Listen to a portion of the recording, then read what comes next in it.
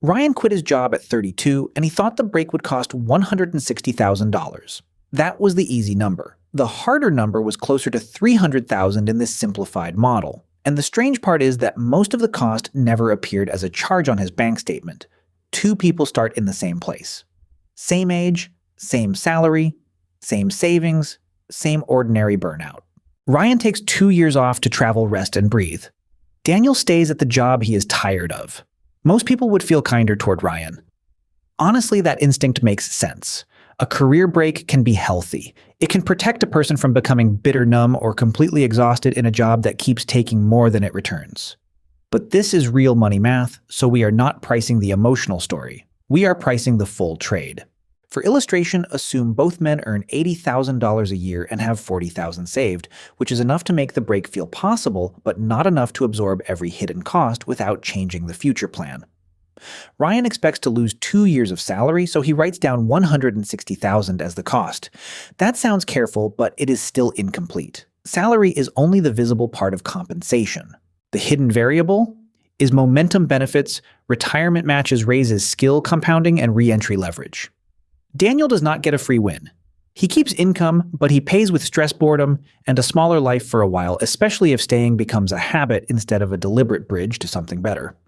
Ryan does not get a free break. He gets time back, but he also pauses several quiet financial engines. The point is not that Ryan is wrong. The point is that his napkin math is too small. Year 1. Ryan feels rich in time. His calendar belongs to him again. He buys cheaper flights, stays with friends, and proves he can live on less than he expected. Daniel is still waking up early, answering messages, and wondering if he made the cowardly choice. On paper, Daniel is ahead. Emotionally, Ryan looks like the one who escaped. Then the first hidden bill appears: health coverage. Losing job-based coverage changes the math quickly. Ryan can shop for coverage, but the premium is now part of the break budget, not a side note. Daniel keeps his employer plan, his paycheck, and his payroll rhythm. That boring system has value.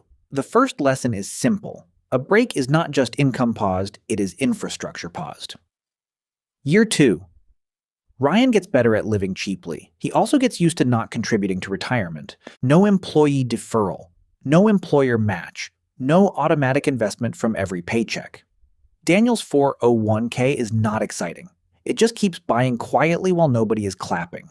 That is why the break feels cheaper than it is. The missing growth is invisible while it is missing.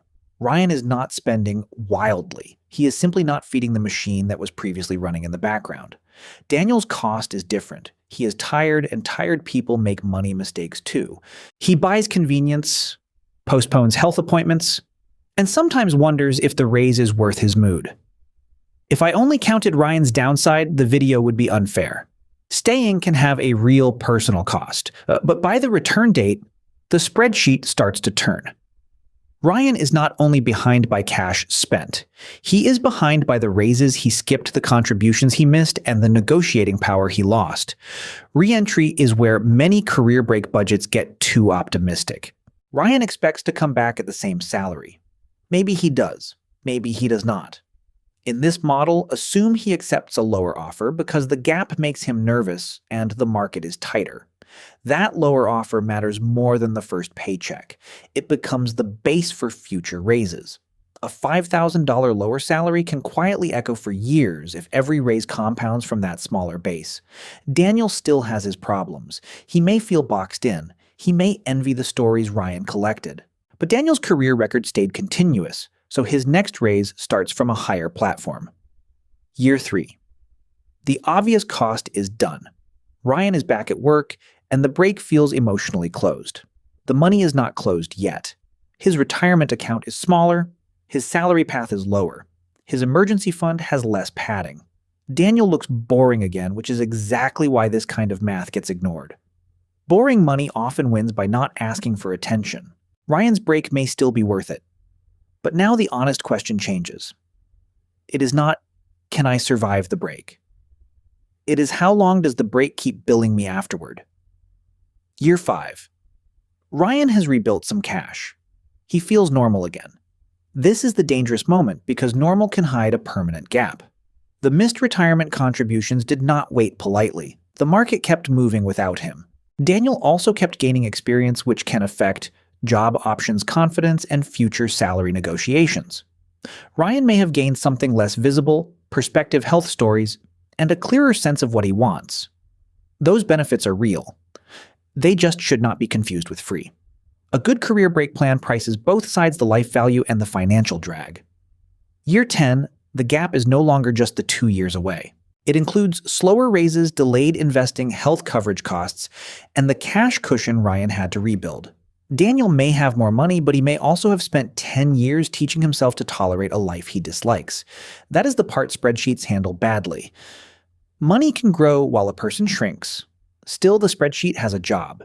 It prevents a comforting decision from pretending it has no cost. The fairest version is not anti-break. It is anti-bad pricing. If Ryan had saved a full break fund, kept health insurance planned, and built a re-entry strategy, the math would change. If Daniel stayed without boundaries, rest, or a plan to move, his choice could become expensive in another way. Year 20. The final number depends on assumptions. This is not a prediction, but the pattern is stable breaks cost more when they interrupt compounding and career momentum at the same time.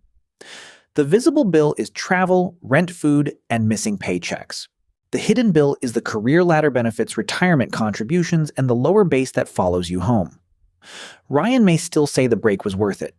That answer can be valid. Daniel may still regret not taking one. That answer can also be valid. The mistake is turning a deeply personal decision into a tiny arithmetic problem.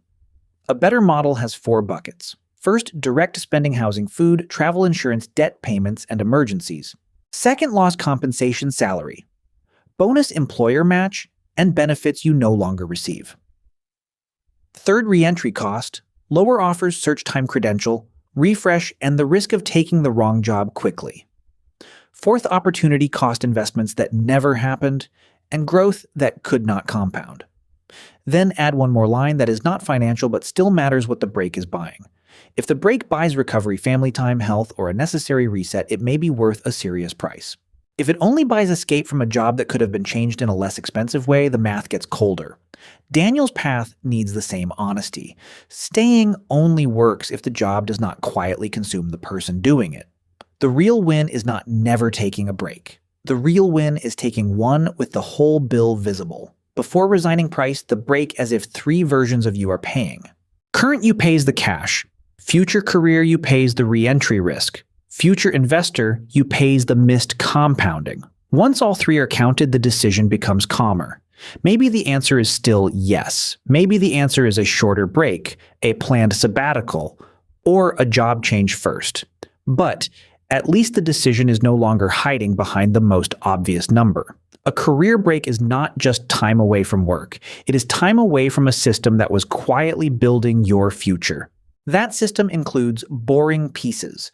People rarely celebrate automatic payroll deposits, subsidized benefits, employer retirement, money, performance reviews, internal referrals, manager trust, recent project history. And the simple fact that your next negotiation usually starts from your current position, not from your memory of what you used to earn. This is why 2 people can spend the same 2 years very differently. Ryan may come back more alive, more clear, and less resentful. Daniel may come out with a stronger balance sheet but a weaker relationship with his own time. Neither line item cancels the other. The planning mistake is pretending only one side has a cost. If Ryan only counts the money he spends, he underprices the break. If Daniel only counts the money he keeps, he underprices the exhaustion that can make him careless, cynical, or stuck. A more honest plan gives the break a job. Maybe the job is recovery. Maybe it is caring for family. Maybe it is changing industries. A vague break asks money to solve a vague problem. And vague problems are expensive because they do not tell you when to stop. The re-entry plan matters as much as the travel plan. Before leaving, Ryan would need a skills refresh date, a networking rhythm, a target salary floor, and a cash runway for the search itself. Without that, the break can end emotionally before it ends financially. Daniel needs a plan too. Staying should not mean surrendering. If he keeps the paycheck, he still needs boundaries, job search options, vacation time, and a reason the sacrifice is buying something specific, instead of merely postponing a hard conversation. Once both sides are priced, the decision becomes less dramatic and more adult. Ryan can still choose the break, but he knows what future income must rebuild. Daniel can still stay, but he knows what personal cost needs to be managed before it becomes the real bill. That is the cleanest takeaway. Rest has value, continuity has value, and neither one should be sold as free. So the question is not whether rest is worth money. Sometimes it absolutely is. The question is whether you priced the money honestly before you asked rest to solve everything. What would you count first if you were planning a career break, cash, health, career momentum, or the part of your life you are trying to get back?